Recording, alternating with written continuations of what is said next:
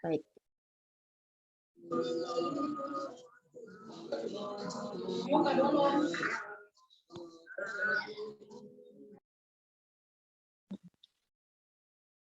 Ini adalah materi yang mungkin sudah sangat sering ya, sudah sangat sering kita dapatkan. Bahkan kita berikan kepada binaan-binaan kita ya, dalam bimbingan-bimbingan rohani, ya, dalam majelis-majelis tarbiyah kita. Ya, sering sekali kita sampaikan. Bahkan kita juga menerimanya berkali-kali. Bahkan juga referensi-referensi yang dibaca mungkin juga sudah hatam gitu ya, materi tentang materi syahadatain ini. Memang selayaknya ini materi sudah hatam bagi kita gitu. Tetapi yang namanya manusia, yang syahadatain ini terkait erat dengan namanya keimanan. Ya, terkait erat dengan namanya keimanan. Dan keimanan itu wayang kisu wayang pis ya. Naik dan turun. Naik turun ya sesuai dengan kondisi kita. Dan kondisi kita itu dipengaruhi oleh banyak hal. Bisa lingkungan ya, bisa juga kondisi fisik kita, itu juga bisa mempengaruhi keimanan kita ya, sehingga materi syahadatain ini memang tidak akan ada habisnya sebagai bahan untuk kita bahas karena ini memang adalah materi yang sangat-sangat fundamental. Nah, ini aktif semua ya, pembawa acara Mbak Laila, iya, Mbak Laila. Ya, ini pesertanya aktif semua, maksudnya bukan hanya ada nama, tapi aktif semua ya. Syahadatain ini kan tentang keimanan ya. Alhamdulillah. Ya, alhamdulillah. Baik, insya Allah ya, ketika saya diminta untuk mengisi ini adalah untuk para apa ya, yang akan menjadi instruktur ya di dalam DM1 kan begitu ya. Kalau instruktur insya Allah mudah lah ya, mudah menangkap apa yang akan menjadi bahan kajian kita pada malam hari ini. Nah, sebelumnya ya insya Allah sudah sedia pulpen dan buku gitu. Ya, kita sebagai seorang instruktur ya ketika mendapatkan kajian-kajian seperti ini, oh silakan kalau yang izin open, yang kondisinya memungkinkan. Ya. Saya meminta ya dengan kejujurannya, tolong ya dituliskan 2 kalimat syahadat dalam tulisan Arab. Ya, nanti mohon untuk ditunjukkan di kamera. Silakan. Menuliskan 2 kalimat syahadat di dalam tulisan Arab. Tidak boleh melihat ya, dari referensi.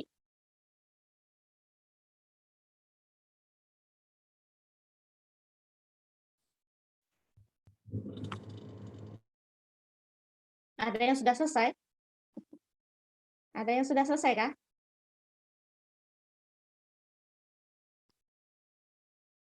Ada yang sudah selesai? Bisa ditunjukkan ke saya?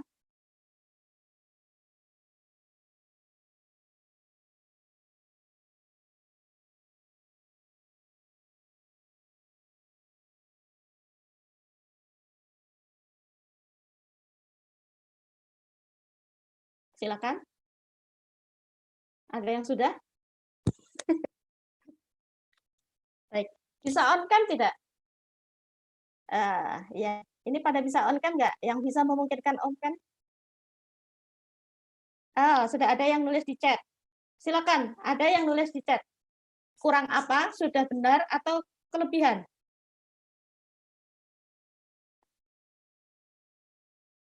Atau kelebihan? Ya, ini belum dites Al-Fatihah ini. Ya, belum dites kelihatan Bu kalau di kertas Bu. Betul. Nah, sekarang baik. Perhatikan baik-baik. Saya share screen lagi ya. Saya share screen lagi. Karena ini instruktur semua istilahnya. Yang saya isi sekarang instruktur semua.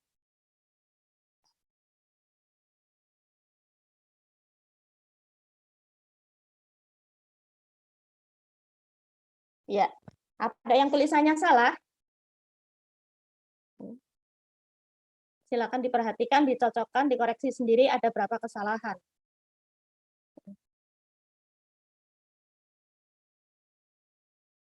Tiga Bu.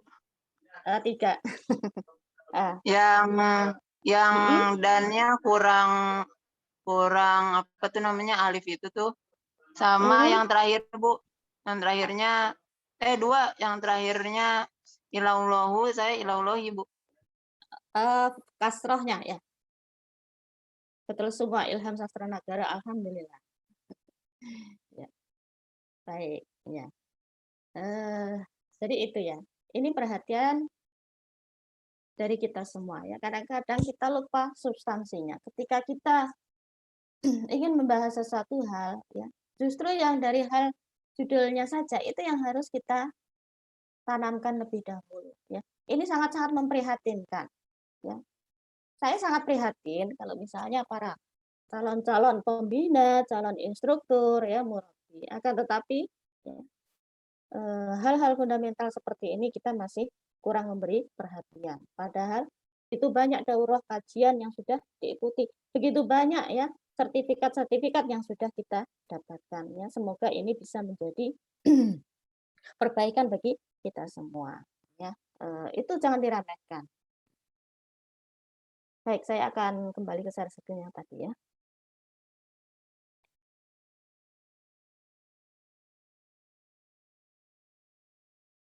Ya, syahadatain sebagai titik tolak perubahan. Nah, sebagai seorang yang beriman, ya, kita insya Allah sudah dinyatakan bersyahadat. Nah, akan tetapi kelahiran syahadat ini yang paling ideal pada diri seseorang itu diibaratkan sebuah pohon yang nggak langsung ujuk-ujuk tiba-tiba menjadi sesuatu yang besar, sesuatu yang terlihat. Akan tetapi idealnya diibaratkan seperti sebuah tanaman. Dia berasal dari biji, kemudian dia berkecambah. Berkecambah itu belum muncul di permukaan. Ya. Kemudian tumbuhlah akar, tumbuhlah calon daun, tumbuh batang dan seterusnya. Kemudian menjadi sebuah ya tanaman. Kalau dia tanaman yang besar, pohon yang rindang. Jika dia tanaman yang berbuah, maka dia berbuah yang sehat. Idealnya seperti itu, gitu loh. Ya, syahadat itu perlu ditanamkan dari sejak kecil. Meskipun ketika seorang anak, ketika diajarkan apa itu syahadat, itu tidak tahu, ya, tidak tahu. Akan tetapi keberadaan Allah Subhanahu wa taala, ya, dan juga keteladanan kepada Rasulullah Shallallahu alaihi wasallam itu harus selalu kita dengung-dengungkan. Nah, kita sebagai seorang muslim juga begitu. Ketika seorang muslimah mengandung, maka sejak dini sudah kita kenalkan kepada nilai-nilai syahadat itu sendiri. Karena idealnya memang dari sejak zaman biji, ya, sejak dari biji. Ya, dari biji itulah terus kemudian tumbuh akar yang kuat, tumbuh akar yang kuat. Nah, makanya banyak sekali problem-problem ya yang terjadi pada seseorang karena apa? Ya, penanaman syahadat itu ketika di masa biji, masa kecambah, masa akarnya itu sangat kurang, ya, sangat kurang. Sehingga apa? Sudah dewasa baru belajar memulai hal-hal yang sifatnya sangat mendasar. Belajar mengaji. Ya meskipun tidak ada kata terlambat ya, insya Allah tidak ada kata terlambat. Akan tetapi kita sebagai seorang aktivis ya harusnya ini sudah kita pahami. Ya, sudah kita pahami bahwasanya ya penanaman akidah, penanaman syahadat itu dimulai sejak usia sangat sangat tinggi. Ya. Nah, sebagai rukun Islam yang pertama, syahadat ini menandai seseorang itu masuk Islam. Ya. Dapat dikatakan bahwa jaminan keislaman seseorang itu pertama-tama diukur dengan syahadatnya. Harus dibuktikan dengan syahadatnya. Mau sebaik apapun dia, meskipun dia bersedekah, meskipun dia misalnya ketika hari raya kurban ikut berkurban, tetapi kalau dia tidak pernah mengucapkan syahadat, ya, maka dia tidak dianggap sebagai seorang yang beriman dan tidak boleh kita melakukan secara khusus hal-hal khusus yang bisa kita lakukan kepada orang beriman. Ya, misalnya mendoakan keselamatannya untuk di akhirat dan sebagainya. Maka yang bisa kita doakan hanya secara umum aja, secara universal saja untuk kebaikan dia selama ada di dunia. Jadi pastikan ya syahadat itu ada pada diri seseorang. Bagaimana dengan diri kita yang memang sudah terlahir ya, dari orang tua yang beragama Islam, kemudian kita terlahir juga sebagai seorang agama Islam. Ya. itu tidak menutup kewajiban kita untuk memperbaiki syahadat kita. Dengan cara bagaimana? Dengan senantiasa untuk selalu menambah ya amal-amal ibadah kita. Ya. Memperbaiki ibadah-ibadah kita. Ya. Begitulah caranya ya. Karena memang diri kita sudah terlahir dalam kondisi Islam. Ya, ini yang tadi. Nah, kita langsung kepada inti dari materi kita pada malam ini. Ya, insya Allah sudah paham semua bahwasanya syahadat itu disebut dengan syahadatain, yang artinya adalah dua kalimat syahadat, dua kalimat persaksian, dua kalimat perjanjian, dua kalimat ikrar, ya, dua kalimat ikrar. Jika disebut dengan sumpah, disebut dengan janji, disebut dengan ikrar, itu biasanya apa? Ditunjukkan. Biasanya ditunjukkan. Ya, ada wujudnya. Meskipun kita tidak pernah menandatangani bahwa kita adalah sebagai seorang muslim, ya, di atas materai, akan tetapi bisa terlihat dari apa? Minimal, ya, akhlaknya, minimal akhlak. Ketika dia seorang muslimah, maka bagaimana menandai dia sebagai buktinya sebagai seorang yang bersyahadat? Ya? Minimal bisa kelihatan kalau orang tahu dia itu adalah muslimah. Nah, syahadat ada dua, syahadat tauhid, asyhadu alla ilaha illallah wa asyhadu anna Muhammadar Rasulullah. Yang kedua itu adalah syahadat rasul. Nah, syahadat yang pertama makna tauhid. Tauhid itu apa sih? Tauhid itu adalah intinya mengesahkan Allah itu dalam hal ibadah bersamaan dengan keyakinan keesaannya baik secara zat, sifat maupun perbuatan-perbuatannya. Jadi apa? Bukan hanya ibadahnya aja, bukan hanya dalam hal ibadah kita mengesahkan Allah Subhanahu wa taala, tetapi apa? Juga sifat-sifatnya dan juga zat-zatnya. Ya, maka dari itu, ya,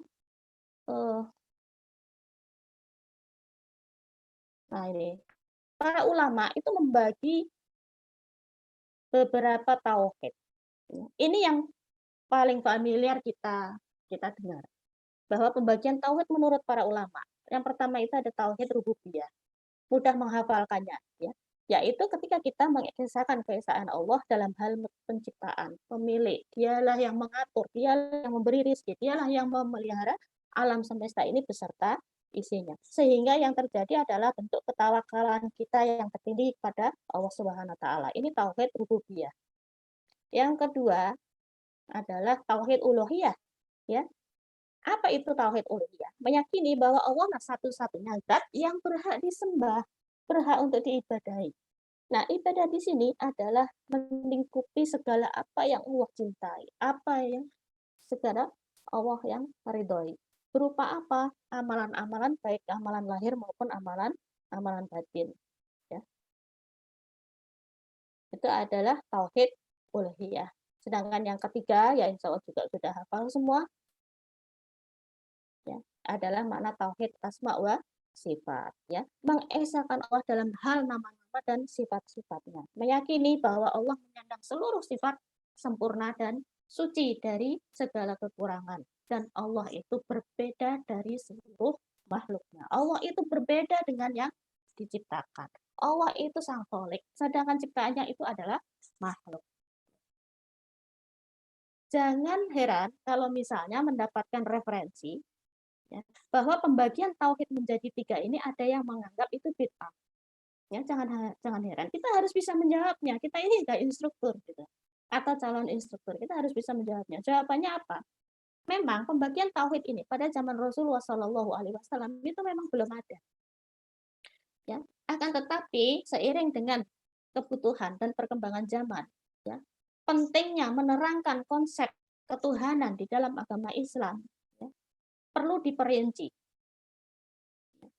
bahwa kita bertuhan, kita menyembah Allah itu wujudnya seperti ini.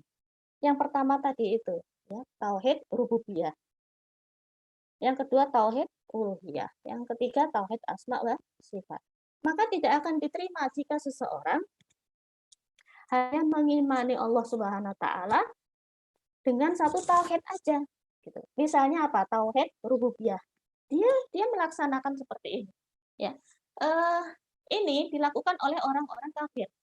Bahkan dilakukan juga oleh umatnya para nabi terdahulu sebelum umatnya Rasulullah Shallallahu Alaihi Wasallam. Ya, misalnya pada zaman Nabi Musa sekalipun, ya, pada zamannya Nabi Musa sekalipun, sebenarnya banyak yang menerima bahwa Allah itu sebagai Tuhan. Akan tetapi minta diizinkan juga untuk menyembah yang lain, ya, untuk menyembah yang lain. Maka di situ ada celah di tauhid uluhiyah. Celah di tauhid uluhiyah.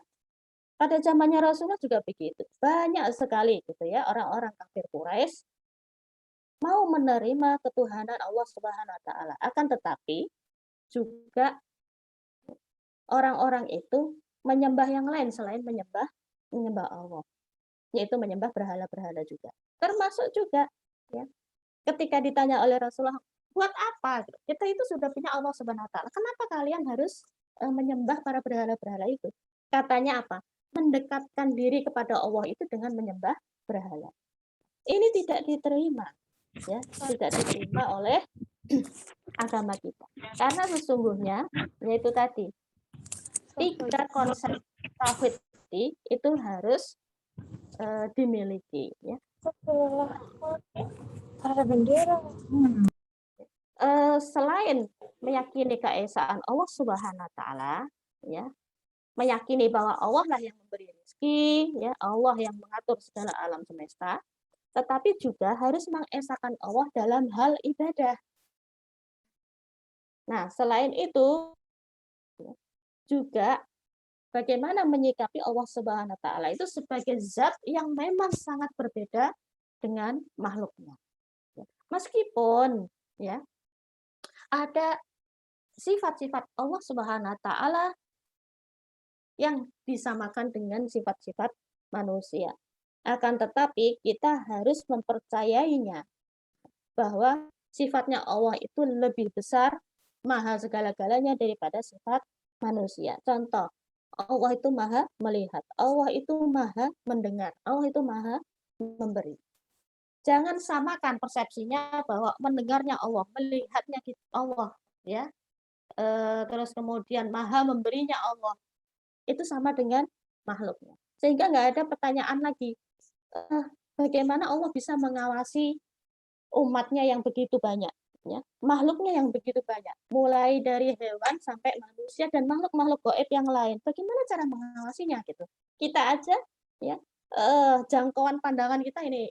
Nah, di sini ya, ini tanda-tandanya berarti dia masih ada kurang kesempurnaan dia di dalam tauhid asma wa sifat. Termasuk juga ketika kita masih mempertanyakan lagi, ketika kita mendapatkan musibah, ketika kita mendapatkan sesuatu yang tidak mengenakan, kita masih mempertanyakan, Allah itu masih ada apa enggak sih? Ya, Allah itu masih ada apa enggak? Maka ini adalah celah bagi ketauhidan diri kita. Naudzubillah min dzalik. Semoga kita terhindar dari hal-hal yang demikian. Jadi bisa dipahami ya, bagaimana tauhid itu ya, di dalam agama kita harus utuh. Bukan hanya mempercayai Allah sebagai pencipta, bukan hanya kita mau menyembah Allah saja, atau bukan hanya kita mempercayai keagungan Allah saja, tetapi ketiga-tiganya itu menjadi satu kesatuan yang utuh, tidak bisa dipisah-pisahkan. Nah, itulah kesempurnaan dari tauhid kita. Nah, kemudian kita kembali lagi ya, tadi ada yang saya lewati. Nah, sebenarnya Allah telah meminta kesaksian kita ketika kita masih berupa janin di dalam rahim ibu kita. Yaitu ya, di dalam Quran surat Al-A'raf ayat 172. Ketika Tuhanmu mengeluarkan keturunan anak-anak Adam dari sulbi mereka dan Allah mengambil kesaksian terhadap jiwa mereka. Ya.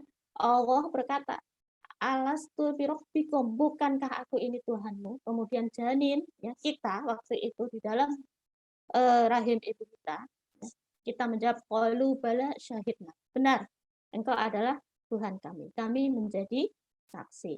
Nah, ini seharusnya menjadi keyakinan ya, menjadi rasa optimisme pada diri kita. Setiap manusia sebenarnya sudah dimintain kesaksiannya oleh Allah Subhanahu wa taala. Sebenarnya sudah mempersaksikan ya, ketuhanan Allah Subhanahu wa taala ketika di dalam rahim ibunya. Sehingga apa? Eh, Ketika kita menghadapi orang-orang yang mungkin melenceng di dalam agama Islam, kita harus punya rasa optimis.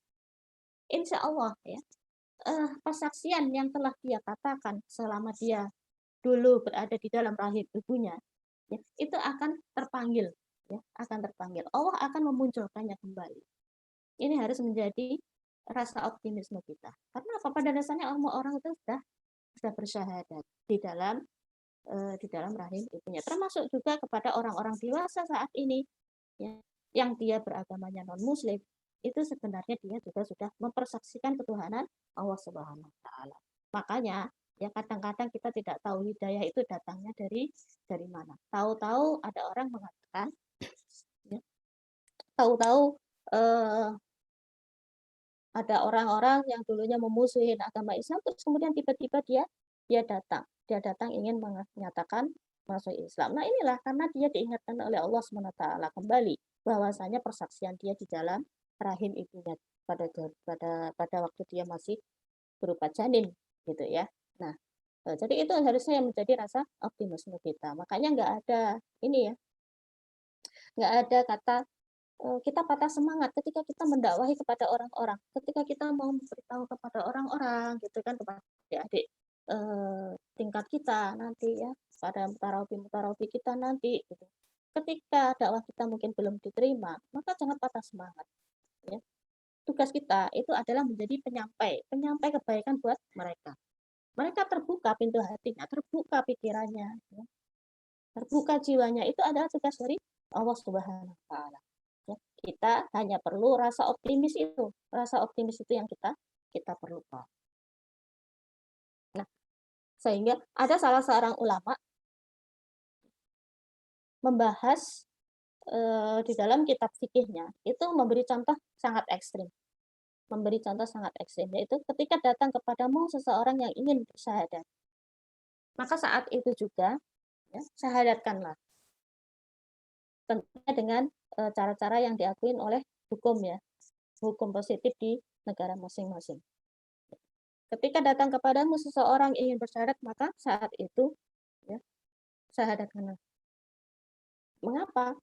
Kalau kita tunda, misalnya ya, ada orang datang kepada kita, saya ingin masuk Islam, saya ingin mengucapkan 2 kalimat syahadat. Terus kemudian kita malah mempertanyakan, apakah kamu yakin gitu kan? Coba pikirkan kembali. Nah, kita malah kena apa? Kena apa istilahnya ya? Menjadi penyebab seseorang berada dalam kekafirannya sekian waktu. Jeda antara dia keinginan bersyahadat sampai dia mengucapkannya. Ya. Jangan sampai kita menjadi orang yang menghalangi seseorang untuk bersyahadat. Bagaimana dia nanti akan memperbaiki syahadatnya sesuai dengan keyakinan dia, sesuai dengan kepahaman dia, itu nanti. Yang penting lafalkannya dulu. Yang penting adalah dia sudah bersyahadat lebih dahulu. Ya. Jadi jangan dibalik-balik logikanya. Suruh orang memahami agama Islam dulu, mempelajari agama Islam dulu. Nah, kalau kamu sudah paham, kalau sudah bisa ibadah, kalau sudah bisa melaksanakan ini, dan sudah bisa baca Quran, baru nanti kamu baru bersyahadat. Tidak seperti itu. Ya. Ulama mengatakan ini justru menunda-nunda seseorang ya untuk berada di dalam keimanan ya. Nah, dan kita menjadi penyebab orang itu tetap dalam kekafiran. Nauzubillah. Baik, kita lanjutkan. Sekarang adalah urgensi tauhid itu sendiri. Ya, urgensi tauhid itu sendiri. Yang pertama, tauhid itu adalah tujuan diciptanya jin dan manusia. Inti dari tauhid itu kan ibadah ya. Inti dari tauhid itu adalah ibadah. Wa khalaqul jinna wal insa illa liya'budun. Ya, tidak diciptakan jin dan manusia kecuali untuk beribadah kepada Allah Subhanahu wa taala. Tauhid itu adalah tujuan diciptakannya jin dan manusia. Sehingga ketika tidak ada konsep tauhid di dalam diri seseorang, ya, ibadahnya itu akan menjadi ibadah yang sia-sia. Sebanyak apapun ibadahnya. Ya. ketika di dalam dirinya itu tidak ada tauhid, ya, yang tadi itu ya, tauhid rububiyah, uluhiyah, asma wa sifat, maka ibadah sebanyak apapun itu kan sia-sia. Yang kedua, tauhid itu merupakan hal pertama yang diperintahkan oleh Allah kepada hambanya sebelum kewajiban yang lainnya. Ya. Makanya kita melihat ada dalam satu hadis dari Rasulullah SAW ketika beliau mengutus Mu'adz bin Jabal ke Yaman. Yaman itu mana di Madinah, ya. Beliau berwasiat, ya. Waktu itu Mu'adz bin Jabal diminta oleh Rasulullah untuk pergi ke Yaman. Sesungguhnya engkau mendatangi suatu kaum dengan kalangan ahli kitab, maka hendaknya hal pertama kali yang kau dakwahkan kepada mereka itu adalah syahadat. Ya, yang perbaiki dulu itu adalah syahadat. Nah, la ilaha illallah, kenalkanlah, ya, kenalkanlah konsep tauhid itu kepada para ahli kitab di Yaman. Supaya apa? Agar mereka mentauhidkan Allah Subhanahu wa taala. Jadi tidak diajarkan tentang ibadah terlebih dahulu, tidak.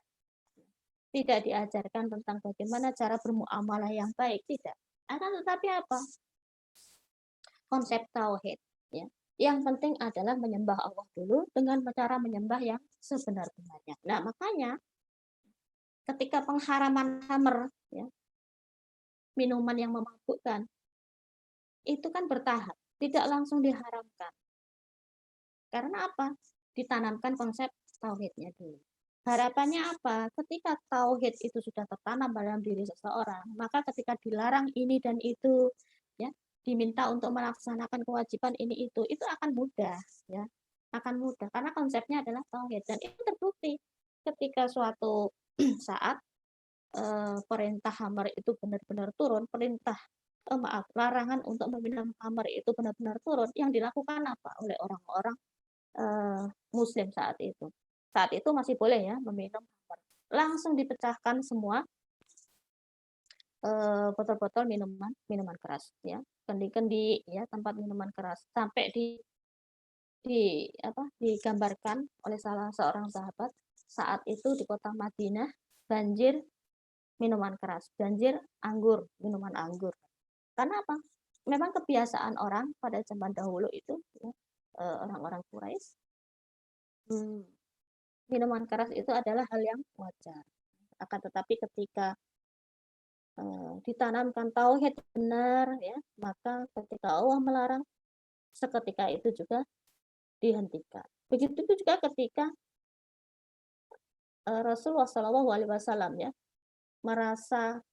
beliau merasa agak keberatan selama kurang lebih mungkin 6 bulan sholat menghadap ke mana? Baitul Maqdis, ya. Sholat menghadap Baitul Maqdis. Beliau merasa agak kurang nyaman. Kenapa tidak menghadap kepada Ka'bah? Berkatalah beliau kepada malaikat Jibril, wahai malaikat Jibril, mohonkanlah kepada Allah supaya mengubah arah kiblat sholat umat Islam ini ke kota Ka'bah, ke kota Mekah atau ke Ka'bah. Ya, apa jawabnya malaikat? Aku ini sama dengan sepertimu. Aku ini juga hanya hambanya Allah Subhanahu wa taala. Nah, ini adalah perbincangan dua makhluk yang luar biasa, ya, yang dengan ketauhidan yang sangat tinggi. Ya, ketika sudah ditetapkan ya sudah, nggak usah nawar. Akan tetapi suatu saat selesai Rasulullah melaksanakan sholat zuhur, turunlah ternyata ayat Al-Quran. Ya, turunlah firman dari Allah Subhanahu wa taala, wahai Muhammad, pindahkan arah kiblatmu dari Baitul Maqdis ke kota Mekah, ya, ke Masjidil Haram. Betapa gembiranya Rasulullah. Kemudian beliau mengutus salah seorang sahabat, sebarkanlah berita ini kepada kalangan kaum muslimin. Dan salah seorang sahabat, ya, terus kemudian berkeliling kampung, ya, untuk mengabarkan. Bahkan sahabat tadi yang diperintahkan oleh Rasulullah untuk mensosialisasikan turunnya ayat perubahan arah kiblat umat Islam, ya, menjumpai sekelompok jamaah sholat asar, sedang sholat asar, tapi menghadapnya masih ke Baitul Maqdis. Sahabat tadi berteriak meskipun yang dihadapi ini sedang sholat, ya, jamaah sholat asar, ya, wahai kalian, sesungguhnya telah turun perintah dari Allah SWT untuk mengubah kiblat umat Islam itu adalah di Masjidil Haram. Yang sholat bagaimana reaksinya? Langsung saat itu juga dalam kondisi sholat asar langsung memutar arah, ya, tanpa membatalkan sholatnya, langsung memutar arah untuk menghadap kiblat, sampai-sampai harus bertukar shaf dengan yang jamaah perempuan, karena jamaah perempuannya menjadi shaf yang depan daripada laki-laki. Ya. Nah, seperti itulah wujud seorang yang beriman. Ketika di dalam dirinya sudah ditetapkan, ditanamkan tauhid yang benar, maka segala ketetapan dari Allah Subhanahu wa taala itu akan diterima dengan ikhlas dan ridho, apapun ketetapannya. Seperti halnya tadi yang Rasulullah ya merasa kurang berkenan, akan tetapi curhatannya kepada malaikat Jibril ya membuahkan sebuah kesadaran bahwa kita ini adalah makhluk Allah Subhanahu wa taala ya. Kita hanya melaksanakan apa yang diperintahkan dan menjauhi semua larangannya. Terus kemudian yang ketiga, apa urgensi dari tauhid itu? Ya, tauhid itu adalah hak Allah atas hambanya. Ya, Rasulullah pernah bertanya kepada sahabat Mu'ad bin Jabal, ya, apakah hak Allah atas hambanya? Dia menjawab, Allah dan Rasulnya lebih mengetahui. Maksudnya Mu'ad bin Jabal tidak tahu, karena yang tahu itu adalah Allah dan Rasulnya. Ceritanya Rasulullah tegas, ya, ada sahabat itu. Nah, terus kemudian Rasulullah menjawab sendiri pertanyaannya. Hak Allah atas hambanya itu adalah agar mereka beribadah kepadanya dan agar mereka tidak menyekutukannya dengan suatu apapun. Ya. Jadi ibadah-ibadah mahdhah, ya ibadah-ibadah mahdhah itu adalah ibadah-ibadah yang ada tata caranya, yang ada waktunya tersendiri. Ya. Itu adalah dalam rangka mentauhidkan Allah Subhanahu wa taala. Di mana letak mentauhidkannya? Yaitu terletak pada niatnya. Niat ketika kita melaksanakan ibadah itu. Niat ketika kita melaksanakan ibadah tersebut. Makanya ya, ketika kita melaksanakan ibadah-ibadah mahdhah, meskipun itu sifatnya ibadah sunnah, jangan merasa bahwa itu adalah hak kita sebenarnya. Hak kita ya udah gitu kan. Toh ibadah sunnah ini saya nggak ngerjain nggak apa-apa. Akan tetapi ya sebagai seseorang yang sudah belajar tentang syahadatain, belajar tentang tauhid, bahwasanya ibadah-ibadah itu baik wajib maupun sunat itu adalah sebenarnya haknya Allah Subhanahu wa taala. Ya, Rasulullah pernah bercerita kepada para sahabat, di dalam rangka manusia itu ada 360 sendi. Ya. Sendi itu apa? Sendi itu pertemuan antar tulang. Itu ada 360 sendi. Dan setiap sendi itu wajib kalian sedekahkan setiap harinya. Bayangkan. Terus kemudian para sahabat menjawab, ya kalau kami tidak mampu bagaimana ya Rasulullah? Bayangkan. Bersedekah sendi sehari berarti 360 kali sedekah. Kata Rasulullah itu bisa diganti dengan sholat duha. Nah, ini kan ya, selama ini kita menganggap bahwa sholat duha itu sunnah. Sholat duha itu sunnah. Ya, hanya untuk menambah yang namanya ibadah-ibadah ritual kita. Akan tetapi apa ya dari hadis ini saja, ya hadis yang Rasulullah sampaikan tadi, bahwasanya itu sebagai pengganti sedekah dari 360 sendi kita setiap harinya. Kalau kita memahami seperti ini, apakah masih ya menganggap bahwa duha itu kita remehkan? Tidak. Kalau kita melihat yang hadis yang tadi, yang barusan saya bacakan tadi, ya kita akan selalu mendorong diri kita untuk selalu melaksanakan sholat duha minimal dua rakaat. Toh waktunya juga sangat sangat panjang. Apakah kalau kita tidak mengerjakannya kita berdosa? Tidak. Tetapi kita mungkin termasuk sebagai orang yang pelit, ya. Dikategorikan sebagai orang yang pelit, hamba Allah yang pelit, ya. Begitu perhitungan. Padahal sebenarnya itu adalah hak Allah Subhanahu wa taala. Terus kemudian kita lanjutkan lagi. Tauhid itu merupakan tugas orang muslim sepanjang hidupnya. Ya, saya sampaikan tadi bahwasanya kita sudah bersaksi atas keesaan Allah Subhanahu wa taala ketika kita belum dilahirkan. Ya, ketika kita belum dilahirkan kita sudah ditauhidkan. Setelah kita dilahirkan, tugas kita apa? Tugas kita juga tauhid ya. Tugas kita juga menyampaikan risalah tauhid itu kepada orang-orang yang ada di sekitar kita. Nah, ketika mau wafat juga kita dituntut untuk mempertahankan ketauhidan kita. Ya, makanya kepada orang-orang yang sedang menghadapi sakaratul maut itu hendaknya didampingin oleh orang-orang yang soleh, ya, orang-orang yang soleh. Kenapa? Ya karena di saat sakaratul maut itulah dipertaruhkan tauhid di terakhir kali. Bisa jadi sepanjang hidupnya dia sebagai seorang muslim yang sangat baik, ya,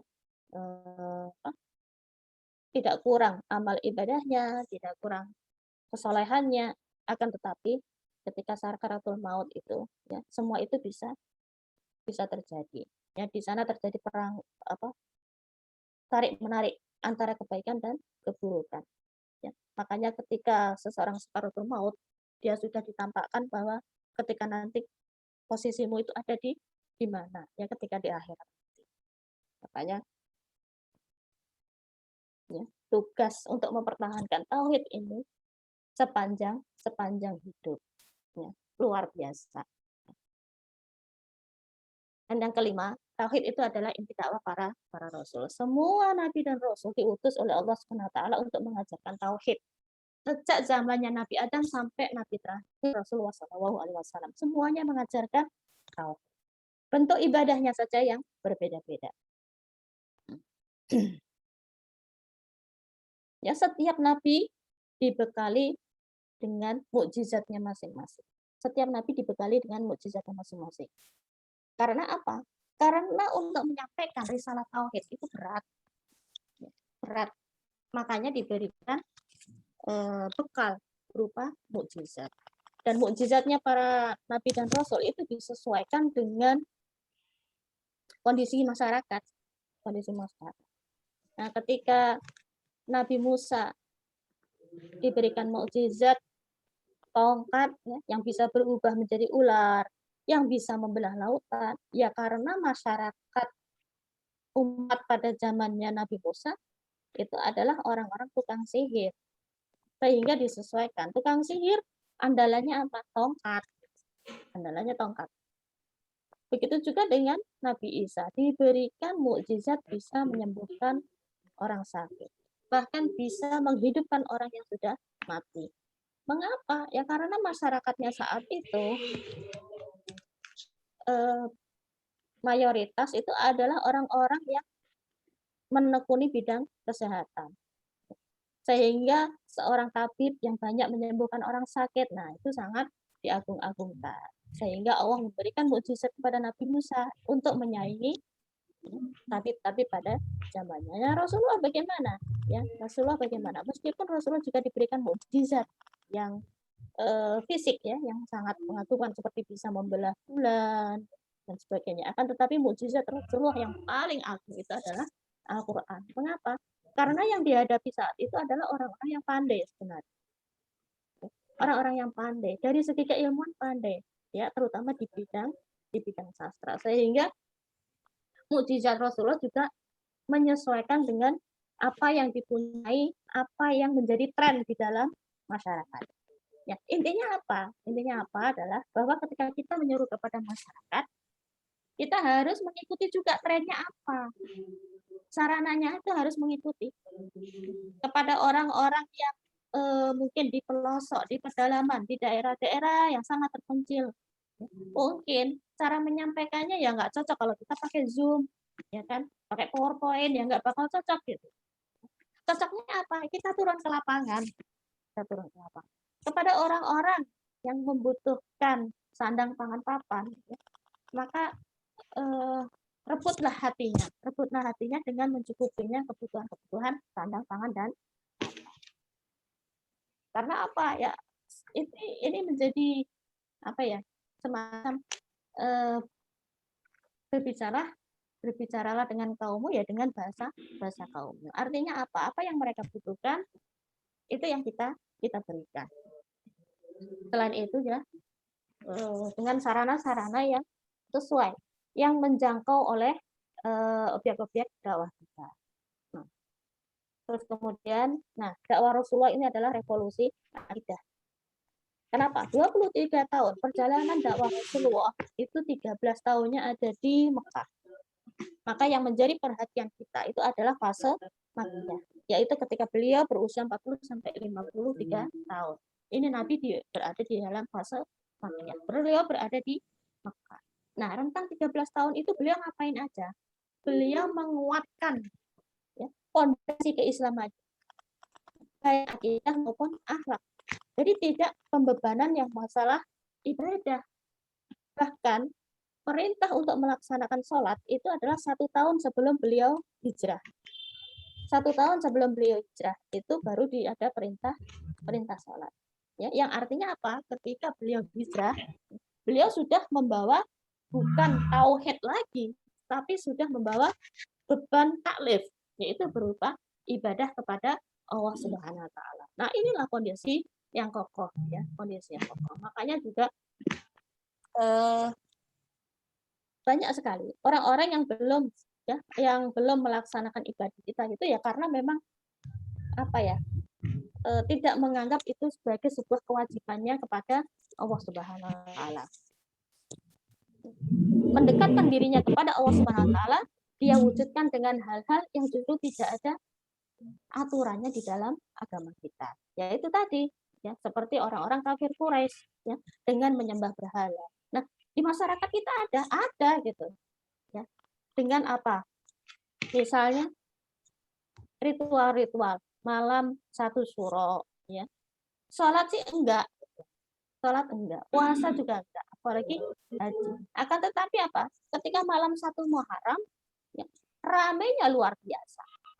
Ya, menyambut 1 Muharram itu ramenya luar biasa. Tapi apa yang disambut ya?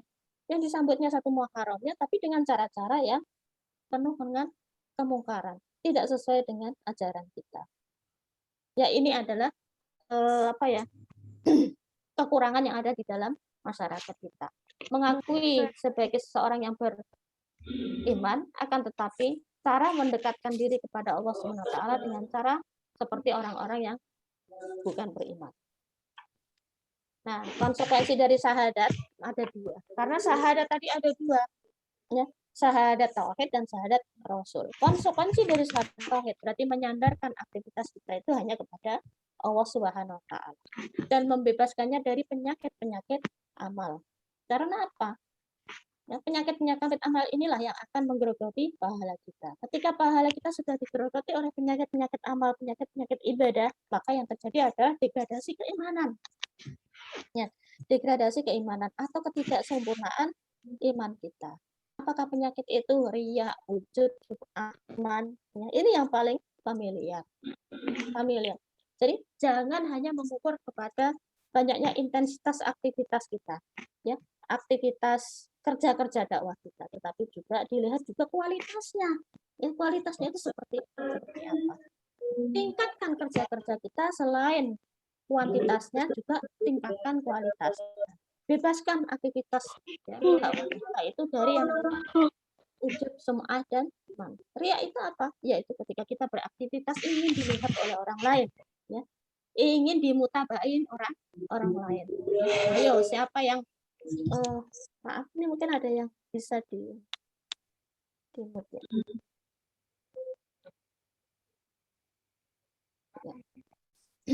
Nah, mungkin kita sudah sangat familiar dengan namanya mutabaah yaumiyah. Ya.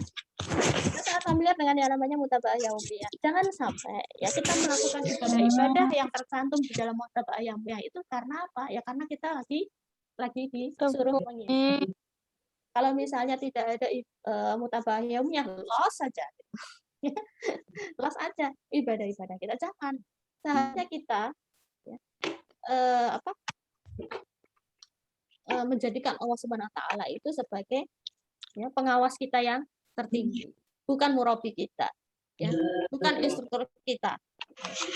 Beliau itu bukan pengawas kita yang tertinggi. Sehingga ketika beliau tidak menyuruh kita, ya tetap kita laksanakan. Terus kemudian penyakit amal ujub. Apa itu ujub?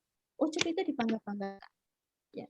Ketika kita melakukan suatu amal, terus kemudian kita membangga-banggakan. Awalnya sih tidak dibangga-banggakan, tetapi ya ketika ada kesempatan untuk membangga-banggakan, Ya namanya juga setan lewat gitu ya. Setan itu ada di sekitar kita yang katanya lebih dekat daripada urat nadi kita. Ketika ada maka dia akan menggoda kita. Ya, melaksanakan acara kalau nggak ada saya kemarin juga nggak jalan. Nah itu aja.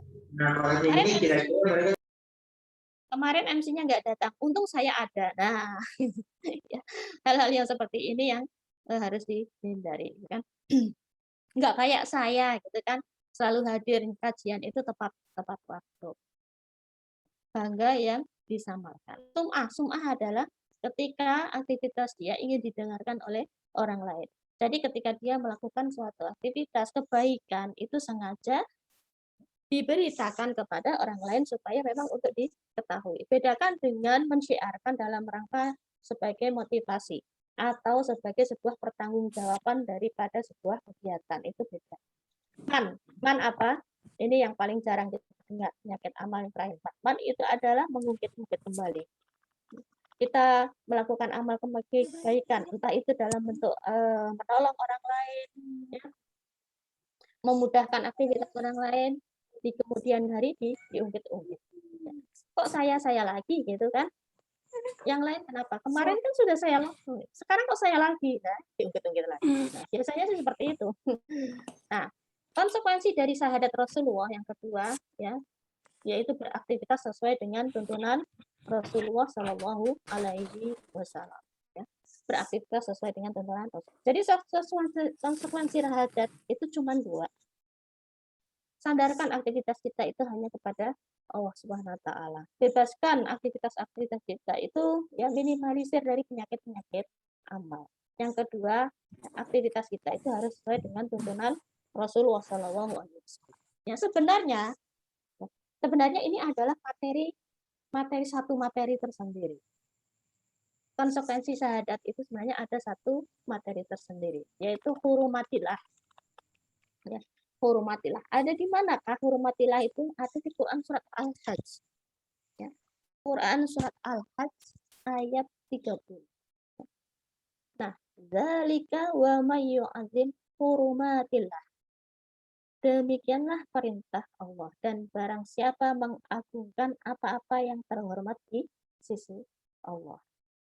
Konsekuensi dari syahadat itu adalah hurumatillah, mengagungkan apa-apa yang terhormat di sisi Allah. Apa saja yang terhormat di sisi Allah, itu bisa hal-hal yang diwajibkan oleh Allah, bisa hal-hal yang dilarang oleh Allah, bisa tempat-tempat tertentu yang Allah sangat jaga, misalnya Makkah dan Madinah, ya, termasuk juga Palestina, ya, termasuk juga hurmatilah, itu adalah orang-orangnya.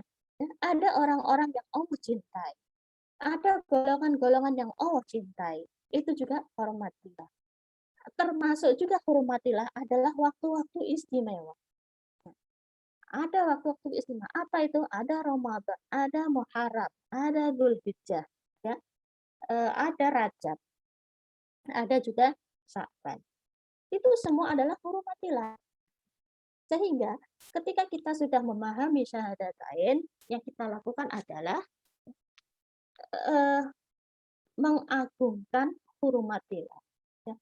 Ta'zimul hurmatilah. Dan ini adalah satu materi tersendiri sebenarnya. Dan kalau kita bahas itu sebenarnya sangat sangat bagus. Saya sudah menyiapkan sih sebenarnya materi itu. Cuma itu kalau dibahas 1 jam lagi, ya. Semoga mungkin tidak nanti menjadi ketertarikan kepada antum supaya untuk mencari tentang hurmatilah. Atau nanti bisa saya kirimkan tentang materinya. Itu sangat sangat bagus. Ya, ya ini adalah akhir dari materi kita ya tentang tauhid sebagai titik tolak perubahan. Ya. Ya, bagaimana tauhid itu bisa menjadikan seseorang berubah? Ya karena apa? Karena tuntutan-tuntutan tadi. Ketika kita sudah bersaksi bahwa Allah itu adalah Rabb kita, ya, dan Rasulullah itu adalah panutan kita, maka insya Allah perbuatan kita juga akan berubah. Dari yang tidak baik menjadi baik, dari yang kurang baik menjadi lebih baik, dari tidak tahu menjadi tahu. Ya. Maka apa yang Allah perintahkan kita lakukan, Apa yang Allah larang kita hindari, ya. Apa yang diajarkan, disunahkan oleh Rasulullah, kita berusaha untuk mengikutinya. Makanya banyak sekali hadis-hadis ya, yang di dalamnya Rasulullah bersabdanya itu laisal minna, laisal minni, laisal mu'min. Yang artinya apa? Tidak menjadi bagianku, tidak menjadi bagian dari kami, tidak menjadi bagian dari orang-orang beriman. Biasanya kalau hadis ada kata seperti itu, laisal minni, laisal minna, laisal mu'min, pasti itu dirangkai dengan apa? Hal-hal yang sifatnya muamalah. Ya, hal-hal yang sifatnya muamalah. Contohnya apa? Laisal mu'min, tidak termasuk golongan orang-orang yang beriman. Siapakah itu? Yaitu ketika tetangganya lapar sedangkan dirinya kenyang. Muamalah. Ternyata iman itu selalu disandingkan dengan hablum minanas, baiknya kita kepada orang-orang di sekitar kita, ya. Nah, itu selalu disandingkan. Tidak ada ceritanya, ya, disebut orang yang sangat beriman, ya, ketika dia hanya asik beribadah untuk dirinya sendiri, akan tetapi lalai terhadap orang-orang yang ada di sekitar dirinya. Atau mungkin juga mengaku sebagai orang yang beriman, akan tetapi ya, dia tidak mencintai yang sunnah-sunnah Rasulullah. Ya. Mungkin itu yang bisa saya sampaikan mengenai materi yang tadi. Mungkin bisa kita lanjutkan untuk yang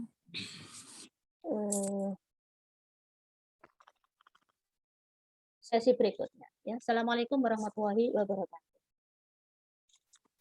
Waalaikumsalam warahmatullahi wabarakatuh.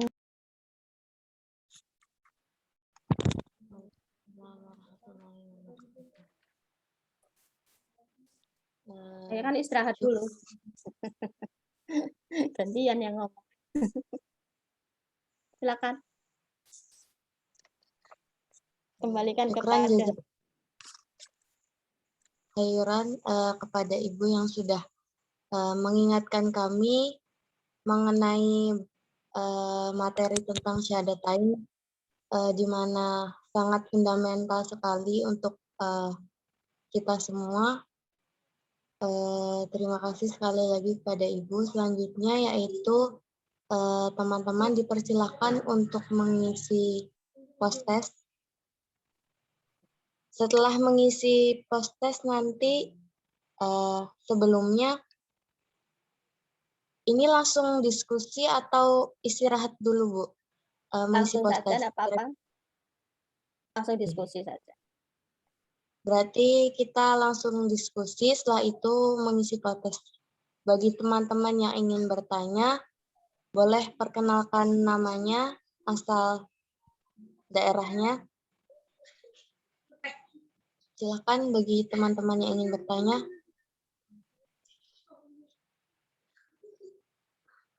Oh iya, saya tambahkan ya. Ini kan semua instruktur nanti ya, yang akan ngisi DM1 ya. Ya. Tes. Ya, tes. Iya, Bu. Ya, betul ya. Instruktur, nggih. Iya, instruktur. Ya. Makanya mungkin yang bisa saya garis bawahi, bentuk kerangka berpikir dulu ya. Bentuklah kerangka berpikir dulu tentang konsep syahadatain ini. Sehingga ketika nanti menyampaikan, bukan materi yang tadi sebenarnya yang intinya disampaikan. Saya kurang tahu ya, yang tahu adalah antum semuanya nanti yang akan menyampaikannya kepada mungkin tipe kader yang seperti apa, ya tipe orang yang seperti apa gitu kan. Dan antum semua yang akan menilainya. Dan tentunya juga cara penyampaian bisa berbeda-beda ya, bisa berbeda-beda. Yang penting itu adalah kerangka berpikir tentang syahadatain tadi itu harus terbentuk dulu di dalam diri kita. Bahwa sebagai seorang muslim ya, itu harus terikat oleh syahadat. Yang mana syahadat itu terdiri dari syahadat tauhid dan syahadat rasul.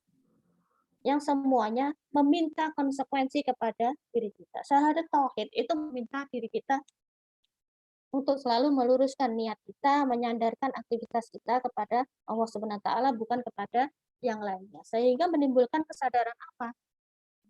Aktivitas kita itu ya memang karena lillahi ta'ala, bukan karena tuntutan dari pimpinan kita, bukan karena tuntutan dari organisasi kita. Organisasi kita, pimpinan kita itu hanyalah sebagai sarana yang menghubungkan antara ya sesungguhnya ini adalah kewajiban kita atas konsekuensi dari syahadat tauhid. Sedangkan syahadat rasul itu meminta konsekuensi dari kita untuk melaksanakan ya amal ibadah, aktivitas kita itu juga sesuai dengan tuntutan. Sehingga apa? Kita tahu caranya, kita mencintai meneladani karakter Rasulullah dan kita juga mencontoh bagaimana metodenya ya, bagaimana beliau menghadapi suatu permasalahan. Sehingga dengan konsep pemahaman syahadat yang benar ya, itu akan terbentuk ya, jati diri seorang mukmin dengan derajat mutakin ya, karena derajat seorang muslim yang paling tinggi itu adalah mutakin. Mungkin kalau menghitung muslim itu banyak, menghitung orang muslim itu banyak, tapi di antara yang muslim itu yang mutakin tentu hanya orang-orang yang tertentu. Jadi pengennya itu seperti itu ya, bentuk kerangka berpikir dulu di dalam diri kita masing-masing ya, apa konsekuensi dari syahadat itu. Nah. Ya, kok masih kelihatan ya? Masih Bu. Oh, soalnya di saya berhenti. Di saya berhenti. Ya baik. Nah, harapannya nanti tolong itu disampaikannya disesuaikan juga dengan kondisi realita saat ini. Realita saat ini itu apa yang sedang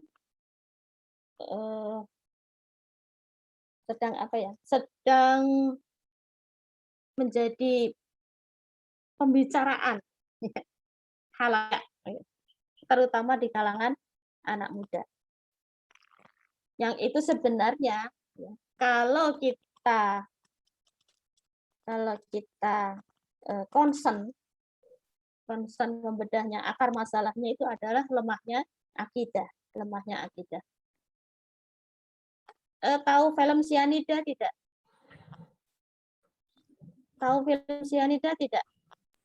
Belum pernah nonton Bu. Ya jangan nonton. Tapi biasanya kalau dilarang malah ya.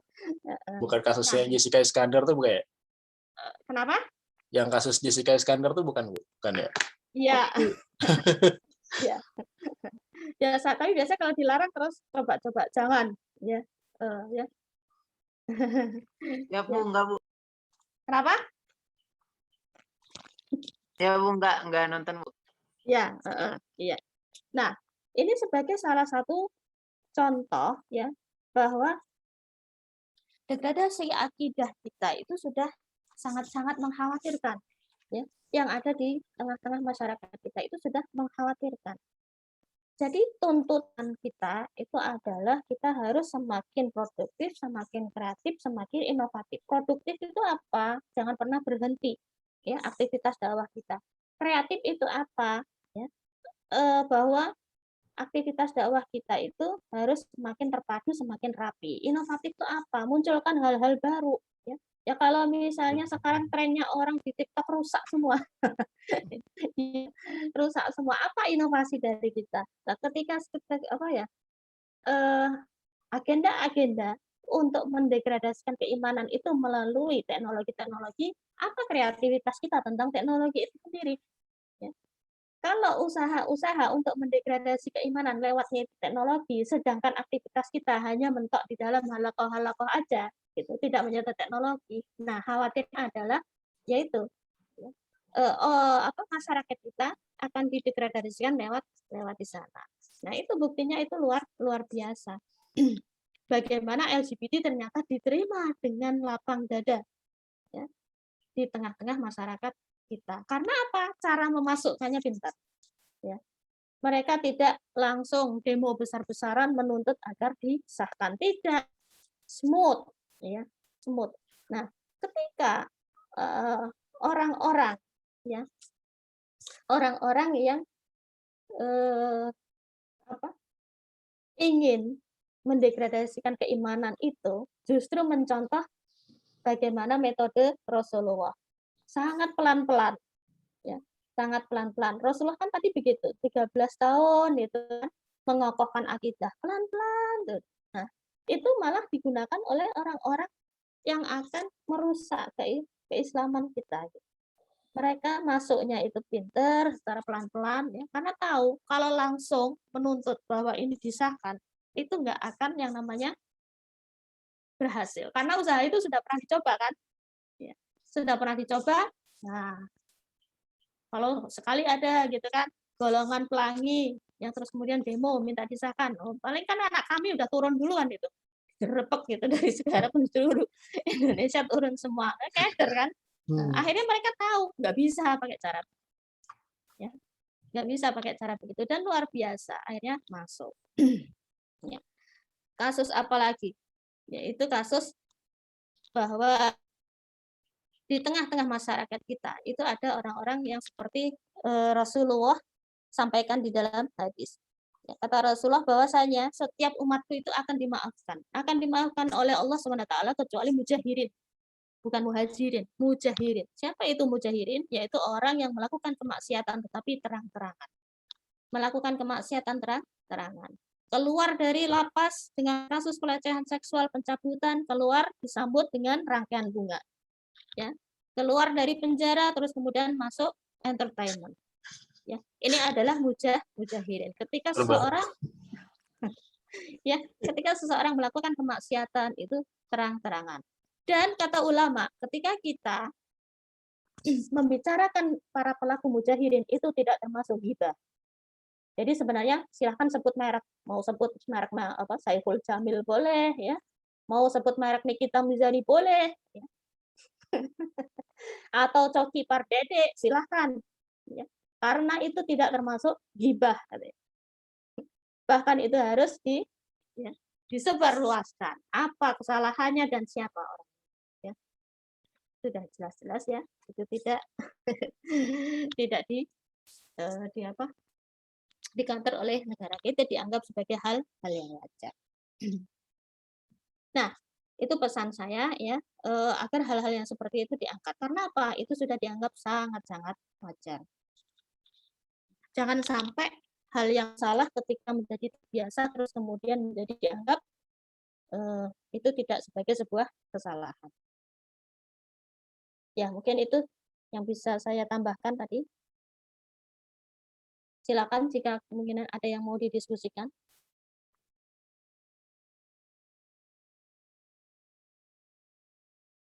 Silakan saya kembalikan kepada pembawa acara. Silakan bagi teman-teman yang ingin bertanya.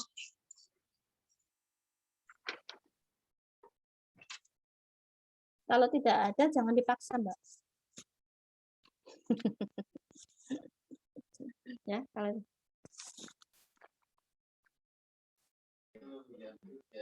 Bismillah, ini mau nanya dong. oh ya, silakan. Assalamualaikum Bu, saya ini Bu Muhammad Syabani Aris dari KID Bekasi Kota Bu, atau Korps Instruktur Daerah Bekasi Kota. Mau bertanya Bu? Silakan. Selama saya mendengarkan dari awal saya masuk kami DM1 gitu Bu, sampai sekarang jadi instruktur itu saya nggak jadi saya kan sekarang alhamdulillah tahu ya Bu ya, buku panduan syahadatain sebagai titik tolak perubahan itu Al-Islam karya saya tahu ya Bu ya. Itu kan membahas syahadatnya itu aja udah berapa ya? Udah 1 bab sendiri kalau nggak salah itu. Iya. Nah, itu tentang ilah itu apaan, dibahas itu apaan, nah terus syahadah itu dari mana, pokoknya gitu-gitu Bu. Itu dari awal saya masuk kami itu saya nggak pernah dengar instruktur itu yang membahas seperti itu gitu Bu. Jadi misalnya nggak sampai detail seperti itu. Jadi lebih ke apa namanya, pemahaman secara gampang aja gitu Bu, agar yang pesertanya bisa menerima lah gitu. Itu kalau menurut Ibu bagusnya itu kita itu emang sih Bu, sebenarnya itu kan kita ada asesmen dulu ya Bu ya, need asesmen dulu. Jadi kita jadi kita nyari tahu nih mahasiswanya itu kira-kira itu udah sampai mana tahunya gitu Bu. Kira-kira menurut Ibu bagusnya itu kita itu ngasih materi seperti itu gitu, yang sampai detail itu, atau apa namanya, atau agar mahasiswanya itu maksudnya gini Bu, dapat goal poinnya tapi nggak usah terlalu detail gitu Bu. Menurut Ibu bagaimana? Soalnya dari awal juga saya DM1 itu saya kaget juga kok. Kan jadi kan kalau Ibu kan tadi kan penyampaian itu kan pedagogi ya Bu ya, jadi lebih ke ceramah gitu Bu, satu arah. Kalau awal saya masuk kami itu kan andragogi Bu, jadi nanya-nanya, menurut kamu tuh syahadat tuh gimana? Jadi nggak ini Bu, jadi apa ya? Ya menurut Ibu gimana gitu, apakah kita menyampaikannya detail? Kalau detail kan apa kita nyampaikannya itu sesuai dengan ya agar mereka paham aja gitu Bu, jadi nggak usah terlalu detail lah. Kalau mau detail baca bukunya sendiri atau gimana gitu. Mungkin itu Bu. Ya, terima kasih. Mas siapa nih? Syabani Haris, ya? Bu. Di Bekasi ya? Bu, Bekasi kota. Jadi dua Bu, kabupaten sama kota. Kalau saya kota. Oh, iya. Deketan lah. Ya, baik. Ketika saya dikasih tornya, ya, dikasih tornya, ini. Ya. Saya mengagendakan itu 7 kali pertemuan. Ya, ya. Saya mengagendakan ini untuk 7 kali pertemuan ini kalau tornya seperti ini. Ya.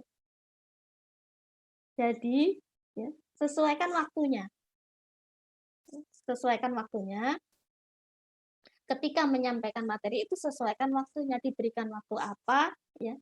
Tentu nggak bisa terlalu mendetail. Nah, itu kurikulumnya seperti apa? Katakan materi syahadatain 1 kali pertemuan, dan 1 kali pertemuan, tentu nggak bisa sampai mendetail. Gitu. Berarti tanpa diberitahu oleh yang membuat kurikulum, oh berarti dengan 1 kali pertemuan ini, ya, tipe penyampaiannya bukan detail, gitu. Ya, secara nggak langsung itu dikasih tahu. Ya, makanya saya nggak membahas yang mendetail seperti itu karena dari tornya ini saya bilang gimana ini 1 jam. Ya, itu minimal untuk 7 kali pertemuan. Ya, syahadat tauhid aja itu 1 kali pertemuan harusnya. Nggak bisa di-blended dengan syahadat Rasul. Al-Islam aja bukunya ada berapa? 2 kan? 1 Ada yang 3 besar. kalau nggak salah. 3 ya. Yang Islam, ya, terus yang kedua itu yang Rasul, yang satunya lagi yang itu kalau nggak salah apa namanya? Apa ya namanya ya? Satunya lagi yang jihad itu Bu, satu lagi lupa sih. Junduah. Ya, sedangkan tauhid itu ada 1 buku lagi sendiri yang Yusuf Qaradawi, ya kan? Jadi sesuaikan dengan kurikulum. Kalau minta memang dalam rangka untuk pemenuhan kurikulum gitu ya, disesuaikan. Nah, cara penyampaiannya sesuaikan, ya. Seperti yang saya sampaikan tadi, sesuaikan dengan ya, pendengarnya, sesuai dengan kebutuhannya dia. Enggak harus teoritis. Mereka biasanya lebih suka hal yang praktis. Kalau tadi itu untuk kalian. Kalau tadi itu untuk kalian. Kalau tadi disampaikan ya ke calon binaan-binaannya nanti ngantuk gitu. Bukan. Nah, materinya apa aja? Sudah banyak referensi. Makanya saya gini, enak ini saya bilang. Ini enak ini kalau ngasih untuk instruktur gitu. Entah kita nggak perlu nyediain bahan untuk instruktur. Ya. Silakan cari sendiri sebanyak-banyaknya. Ya. Dari konsep tauhid itu dijabarkan, ya. Yang namanya tauhid itu kan intinya adalah ikhlas lillahi ta'ala. Ikhlas lillahi ta'ala itu dikupas masalah kesyirikan. Syirikan kan tidak hanya ini masalah apa menyembah berhala gitu. Insya Allah kalau menyembah berhala enggak kan. Tetapi kalau masih percaya zodiak ya, masih kasus-kasus yang terakhir itu apa? Ada anak yang apa dicongkel matanya oleh orang tuanya hanya untuk pesugihan. Nah, angkat masalah-masalah kayak gitu pasti rame. Mereka hanya butuh ya biasanya binaan-binaan awal kita itu butuh hal-hal yang praktis, tidak butuh hal-hal yang konsep. Enggak masalah gitu. Nah, memang kalau untuk kita memang biasanya adalah tataran konsep. Nah, kalau untuk diri kita bikin acara bedah buku Al-Islam. Nah, itu cocok. Baru ya yang dibahas buku Al-Islam itu aja, mengupas tuntas. Nah, Al-Islam. Jadi disesuaikan waktunya, ya, kurikulumnya, berapa kali pertemuan, dari situ kita tahu, oh apa yang harus kita sampaikan. Lebih kepada hal-hal praktis yang ada di sekitar kita. Ya. Pasti banyak itu pertanyaan-pertanyaan seperti itu. Prosesi nikah. Nah, mahasiswa kan udah mungkin kan nggak lagi nikah, prosesi nikah yang nggak sesuai. Nah, yang bagaimana? Rame itu nanti, ya pacaran, ya kan? Apa pacaran dalam Islam ya, gimana itu? Rame itu. Itu kan juga syahadat juga masuk gitu. Syahadat itu kemana-mana itu udah. Ya. Jadi hal-hal yang di sana pokoknya apa yang menjadi topik di dalam perbincangan anak-anak muda ya, itu diangkat aja. Ya. Karena memang udah nggak sesuai lagi kita apa ya, memberikan mereka itu metode ceramah gitu enggak. Ya. Mungkin kalau kalian sudah generasi apa ya? Z bukan ya? Generasi apakah kalian?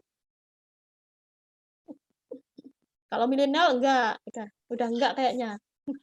Z, Bu. Z kan? Z ke Iya. Alpha. Z ke Soalnya Alpha. 94 terakhir itu Z itu. Z ke Alpha gitu. Ya. Udah nggak cocok dikasih ceramah. Langsung aja hal-hal yang sifatnya praktis aja. Ya, kayak Coki Pardede itu kan dia nggak percaya Tuhan kan. Bahayanya itu repotnya itu kalau pemikiran dia itu ya menggelayuti di antara anak-anak muda. Apa sih istilahnya? Agnostik. Agnostik ya. Karena namanya keren, akhirnya diikuti banyak orang. Agnostik ini keren gitu. Hal-hal yang sifatnya praktis aja. Jadi nggak usah syahadatain. Nggak perlu seperti itu. Kulitnya aja. Mungkin itu yang bisa saya jawab ya. Asabani. Ya Bu, soalnya di DM1 itu biasa waktunya itu 2-3 jam Bu. Kalau aslinya. Tapi kan banyak ya Bu ya. Kalau di silabusnya 2-3 jam, tapi terkadang kan pesertanya telat lah. Kan ini kan materi pertama ya, pesertanya telat atau enggak pematerinya yang telat atau gimana. Pemateri gitu. telat. Nah. jadi terkadang waktunya itu yang 2-3 jam itu jadi 1,5 jam doang gitu. Jadi seperti itu Bu. Ya. Soalnya kan sekarang juga ini Bu, soalnya daurah itu banyak yang masih dilarang Bu kalau offline itu Bu. Ya. Nah, karena banyak faktor-faktor dari luar, minimalisir faktor-faktor dari dalam diri sebagai instruktur. Yaitu tadi, kalau saya tidak memaafkan instruktur yang taat tanpa alasan syar'i, betul. Ya. Mungkin di sini ada yang pernah jadi binaan saya, ada nggak ya? Nggak ada. Ya, ya ada yang pernah jadi binaan saya. Mungkin tahulah kedisiplinan saya ya. Saya bilang afwan, saya terlambat ya. Tetap aja saya selalu hadir yang pertama. Padahal udah bilang saya terlambat. Ya. Kalau saya tidak mentolerir yang namanya ketidakdisiplinan dari instruktur. Jadi hal yang di luar kendali ya, kita hanya bisa mendoakan, tetapi hal yang ada di dalam kendali kita ya kita upayakan itu diminimalisir. Termasuk menjadi seorang instruktur itu adalah mendekatkan diri kepada Allah Subhanahu wa taala. Ketika antum nanti besoknya mengisi, jangan sampai lupa yang namanya qiyamul lail. Karena yang akan kita sampaikan itu adalah sebuah ruh. Bukan menyampaikan sebuah materi, tapi sebuah ruh. Nah, maka yang harus disiapkan bukan materinya sebenarnya. Materi itu hanya pendukung. Ruhnya yang harus disiapkan. Ruhnya yang harus disiapkan. Jangan sampai ketinggalan yang namanya qiyamul lail. Ibadah menjelang kita memberikan materi itu harus lebih dikencangin lagi ketika dekat-dekat memberikan materi ya. H-1 ya, amal-amal ibadah sunnah kita diperbanyak, tilawahnya diperbanyak. Cuma masalahnya kan kadang-kadang malah kita sibuk kepada penyiapan materi itu sendiri. Ya, mungkin itu. Silakan dilanjutkan. Nah, sebenarnya ini juga sih ya. Untuk materi kurikulum kami mungkin ya DM 1 sepertinya belum mengalami perubahan dalam jangka waktu yang lama ya. Boleh masuk izin, Bu? Ya, silakan langsung. Kalau perubahan itu baru disosialisasikan bulan Maret kemarin. Sekarang masih masa sosialisasi. Ya. Mungkin Nuli yang lebih banyak tahu karena beliau yang hadir kemarin di Rakornas Bandung kemarin.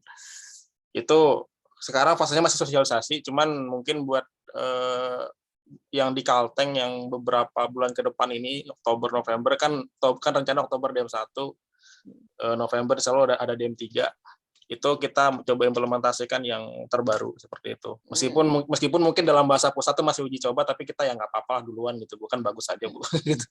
Perubahannya di mana? Perubahannya sebenarnya nggak terlalu signifikan sih perubahannya. Cuman memang secara judul materi memang banyak ini sih, lebih memasukkan unsur-unsur yang lebih menasional, yang lebih mudah ya, kan? Tinggi. Iya. Itu memang sudah diprediksi sebenarnya. Iya. Tadi nyambung kepada Asabani gitu kan? Tinggi. Sudah diprediksi. Cuman memang kalau secara core memang nggak terlalu banyak berubah. Cuman kemarin tuh waktu kita coba rapat. Nah, waktu kita rapat buat bahas DM3 itu sempat ya ketemu ada materi baru yang sebelumnya belum pernah ada kayak gitu. Yang spesifiknya bahas Pancasila kayak gitu. Cuman kalau DM1 kayaknya nggak terlalu banyak berubah, cuman mungkin pembahasan sama branding aja mungkin yang banyak berubah. Dan di Kalteng sendiri sebenarnya mungkin Pian memperhatikan juga, mungkin dari bidan-bidan Pian gitu kan. Sebenarnya kita secara branding sudah banyak berubah sih. Kenapa teman-teman pakainya kayak Islamic Leadership Training kemarin namanya kan, bukan DM1 kayak gitu. Meskipun kita di internal berarti masih DM1 kayak gitu. Ya. Semoga dengan adanya perubahan itu kita juga justru semakin lebih berkembang ya. Insya Allah. Karena saya perhatikan kok masih seperti ini dari kemarin. Seharusnya itu sudah menjadi sebuah syahadat itu landasannya, terus kemudian tataran praktisnya seperti apa. Harusnya sudah sampai ke sana kan. Tinggi. Ya memang perubahannya masih masih ongoing gitu. Jadi mudah-mudahan aja nanti implementasi yang ke depan itu sudah mulai masuk lah seperti itu. Mungkin nanti bisa aja nanti mungkin ketika nanti udah mau DM1 nanti bisa aja mungkin teman-teman yang jadi pemateri bisa kita minta talaki ke Pian untuk seperti apa gitu. Jadi biar ada ketersinambungan nanti antara antara materi yang ada di pusat, materi yang ada di lokal dan situasi dan kondisi yang terjadi di lapangan seperti itu. Ya, jazakallahu khair. Disampit ya, Ilham? Belum disampit, Inggi. Jazakallahu khair. Wa iyyakum. Ya, silakan dilanjutkan. Pembawa acara, saya kembalikan kepada pembawa acara. Jazakallahu khair, Ibu. Selanjutnya teman, apabila yang mungkin ada pertanyaan atau masih kurang jelas materi yang telah Ibu sampaikan tadi mungkin. Ya, insya Allah kalau sudah mau jadi instruktur DM1 sudah dilahap lah materi itu ya. Insya Allah.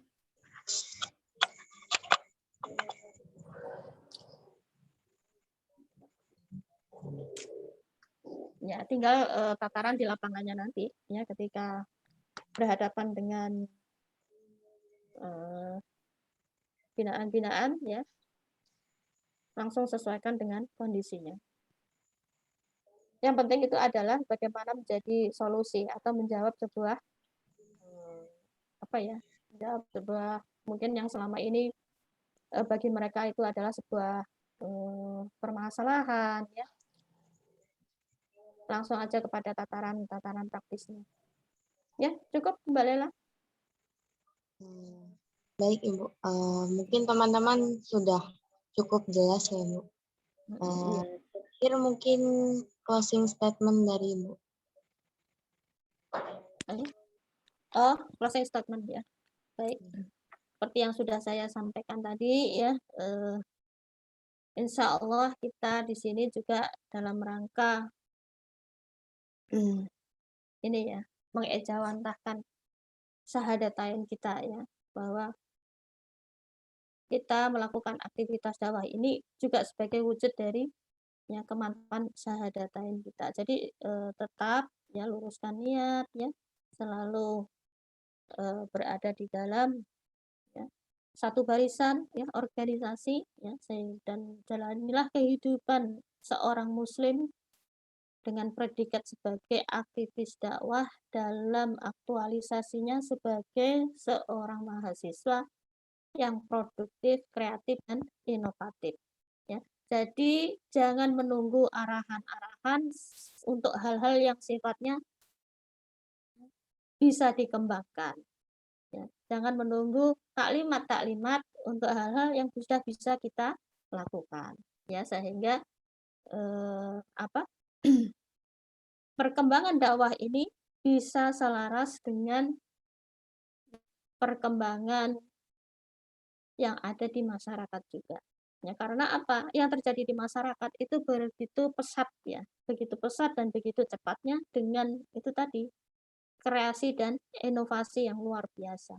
Maka kita harus mengimbanginya. Kalau kita mengandalkan taklimat-taklimat ya, dari yang atas misalnya gitu kan, ya, maka kita akan kalah cepat dengan musuh-musuh kita. Jadi kembangkan ya produktivitas kita, kreativitas kita, dan juga inovasi kita. Hal-hal baru yang sudah bisa kita jalankan segera eksekusi. Ya, insya Allah Allah akan merahmati dan ya, membarokahi setiap langkah dan gerak aktivitas dakwah kita. Mungkin itu aja Mbak Lela ya, yang bisa saya sampaikan. Ya, mungkin saya mohon maaf atas segala kekurangan ya. Semoga kita senantiasa dalam lindungan Allah SWT ya. Senantiasa diberikan keistiqomahan bersama-sama di dalam jalan ini ya, seperti yang tadi saya tuliskan, hasbunallah wa ni'mal wakil, ni'mal maula wa ni'mal nasir. Ya, kita berjalan ini nggak bisa sendirian, akan tetapi kita membutuhkan pertolongan dari Allah Subhanahu wa taala. Assalamualaikum warahmatullahi wabarakatuh. Waalaikumsalam warahmatullahi wabarakatuh. Waalaikumsalam warahmatullahi wabarakatuh. Waalaikumsalam warahmatullahi wabarakatuh. Baik, Ana mewakili teman-teman semua mengucapkan jazakillah khair kepada Ibu yang telah menyempatkan waktunya memberikan ilmu kepada kami. Semoga Ibu selalu diberikan kesehatan dan diberikan umur yang panjang untuk selalu berdakwah dan memberikan ilmunya kepada kami semua. Selanjutnya, marilah kita tutup agenda hari ini dengan membaca hamdalah. Alhamdulillahirrabbilalamin.